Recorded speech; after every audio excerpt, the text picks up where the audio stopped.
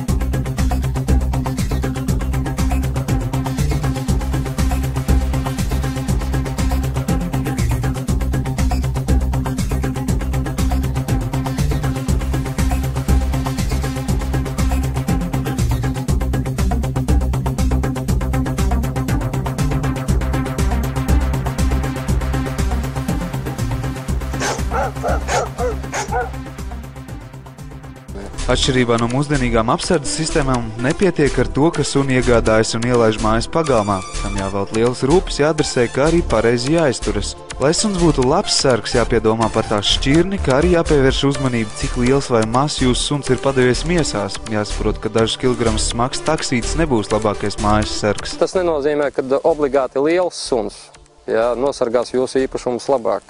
Ir bijuši arī tādi gadījumi, kad es saku, teiksim, liels sambernārs, parasti pilnīgi mierīgi ielaiž mājās zagļus, pagaida, kamēr viņi visi iznes un nāk saimniekiem pēc tam luncinādamies pretī, kad saimnieki pārodas mājās. Jāstrādā, noteikti jāstrādā obligāti, lai būtu rezultāts. Vācu aitu suņi, beļģi, stafordi, rotvelleri, kaukāzieši, aziāti. Tās visas sugas tādas, kuras, principā, vairāk pie mums Latvijā sastopams, kuras, teiksim, vairākas varbūt tendētas uz privātu īpašumu apsardzi, mantas sargāšanu un tādu, bet, principā, jebkuru suni var to iemācīt. Viss atkarīgs no laika, pacietības un zināšanām. Pašam saimniekam nav obligāti jāpiedalās dresūras nodarbībās, suni var nodot kinologu rīcībā un pēc laika ņemt mīluli atpakaļ un izmantot viņas zināšanas. Īpaši lielu laiku neaizņem, tas varētu būt, teiksim, mēnesis, pusotras, 2. Tas ir paklausība, tas ir, lai sunīti jūs varētu kontrolēt un regulēt, un lai viņš darītu to, ko jūs gribat, nevis, teiksim, tas, kas viņam ienāk pašam prātā. Un atkarīgs atkal no tiem pašām viņa dotībām, no suņa dotībām, cik ilgi jūs patērēsiet uz to, lai iemācītu viņu labi sargāt jūsu īpašumu, izrādīt agresivitāti, brukt cilvēkam virsū. Pie normāliem priekšnosacījumiem pilns suņa dresūras kurs aizņem aptuveni 3 līdz 4 mēnešus. Jāatceras, ka suni nav ieteicams dresēt, pirms tas nav sasniedzis vismaz 8 mēnešu vecumu, jo pretējā gadījumā ļoti iespējams, ka suns kļūst pārmērīgi niknas un savā turmākajā dzīvē var radīt problēmas gan saviem saimniekiem, gan viņu viesiem.